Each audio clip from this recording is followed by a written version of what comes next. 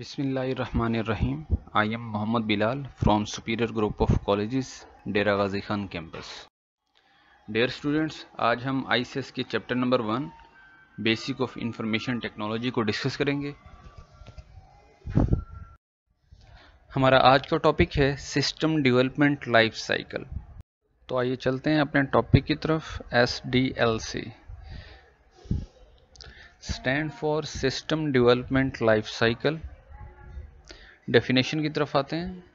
It is a set of different steps that are perform to develop a system.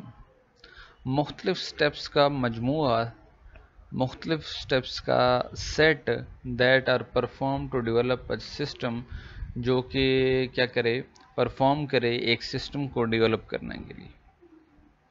अब हमारे पास वो set of different steps कौन कौन से हैं।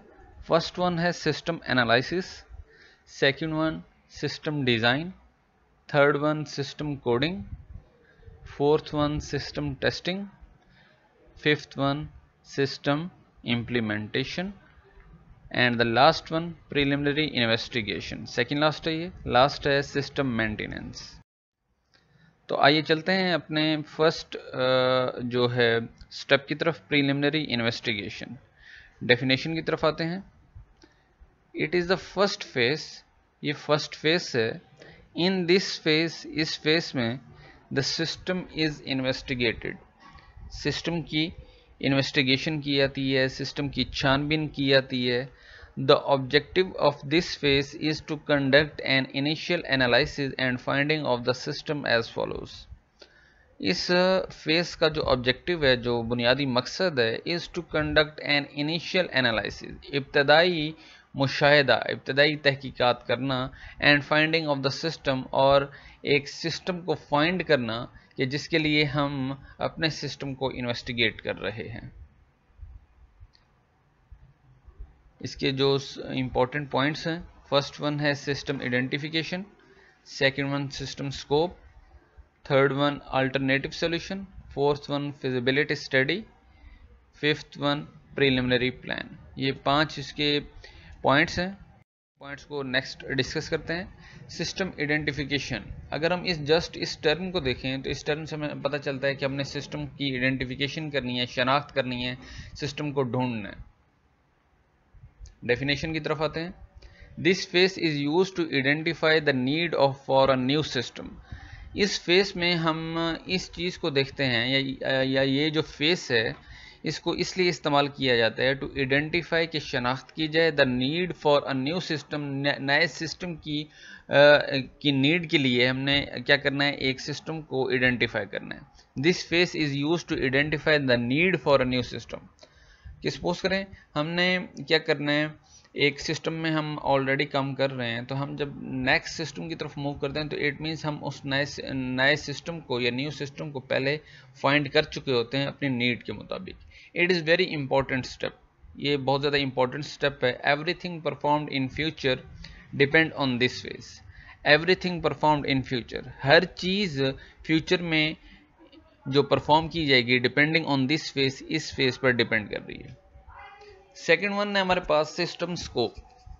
सिस्टम स्कोप क्या है, डेफिनेशन की तरफ आते हैं। The scope the system is defined at this stage. इस स्टेज में हम सिस्टम के स्कोप को क्या करेंगे, डिफाइन करेंगे। The scope of the system can be reduced, system का स्कोप रिड्यूस होगा, कम होगा, due to financial and political problems. किन 2 वजूहात की बुनियाद पे, एक फिनेंशियल और एक पॉलिटिकल प्रॉब्लम की वजह से सिस्टम का स्कोप रिड्यूस हो जाएगा या हो सकता है, इन 2 वजूहात की बुनियाद पर। थर्ड वन हमारे पास है अल्टरनेटिव सॉल्यूशन। डेफिनेशन की तरफ आते हैं। This step identify all possible ways to develop a system. इस स्टेप में हम तमाम पॉसिबल वेज को, सिस्टम को डेवलप करने के लिए हमारे पास जो वेज होंगे उनको आइडेंटिफाई करेंगे। It is use to select the best solution, इसको इस्तेमाल किया जाता है बेस्ट सॉल्यूशन को सेलेक्ट करने के लिए, दैट फुलफिल द रिक्वायरमेंट, जो कि हमारे रिक्वायरमेंट को क्या करे, फुलफिल करे। फिजिबिलिटी स्टडी, डेफिनेशन की तरफ आते हैं। A feasibility study is used to find whether the proposed system is feasible. Feasibility study से हमें ये पता चलता है to find whether the proposed system is feasible, कि हमने जो सिस्टम प्रपोज किया है, जो हमने सिस्टम सेलेक्ट किया है, क्या वो हमारे लिए फिजिबल है या फिजिबल नहीं है। दिस डिसीजन, ये जो फैसला होगा, ये जो डिसीजन होगा, डिपेंड ऑन डिफरेंट इश्यूज, मुख्तलिफ इश्यूज पर डिपेंड कर रहे हैं, such as financial and time limits. इधर दो डिस्कस की गई हैं कि जिन पर हमारा जो डिसीजन है डिपेंड कर रहा है, एक तो फाइनेंशियल है और दूसरा टाइम लिमिट है। तो फिजिबिलिटी स्टडी एक ऐसी स्टडी होती है जिसके ज़रिए हम ये देखते हैं कि हम हमारा सेलेक्ट किया हुआ सिस्टम, जो हमने सेलेक्ट किया, जो हमने प्रपोज्ड किया है, वो सिस्टम हमारे लिए फिजिबल है या फिजिबल नहीं है। This decision depend on different issues, और ये हमारा जो डिसीजन होगा ये मुख्तलिफ इश्यूज़ पर डिपेंड कर रहा होगा। उनमें जो फर्स्ट वन है, एक है financial and the second one time limit. Preliminary plan, definition की तरफ आते हैं। It consist of all findings in written form for approval. It consist of all findings, ये मुश्तमिल होगा हमारी तमाम तर रिसर्च पर, हमारी तमाम तर फाइंडिंग्स पर, इन रिटन फॉर्म में, डॉक्यूमेंटेशन की फॉर्म में होगा, फॉर अप्रूवल, ताकि हम क्या कर सकें, अपने सिस्टम की अप्रूवल ले सकें। It is also called feasibility report, इसको हम फिजिबिलिटी रिपोर्ट भी कहते हैं।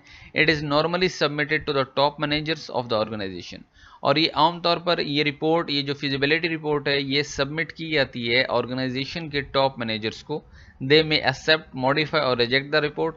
ये जो टॉप मैनेजर्स होंगे ऑर्गेनाइजेशन के, ये इस रिपोर्ट को एक्सेप्ट भी कर सकते हैं, या इस रिपोर्ट में कोई तब्दीली, कोई मॉडिफिकेशन भी कर सकते हैं, और रिजेक्ट द रिपोर्ट, या इस रिपोर्ट को क्या कर सकते हैं, रिजेक्ट भी कर सकते हैं।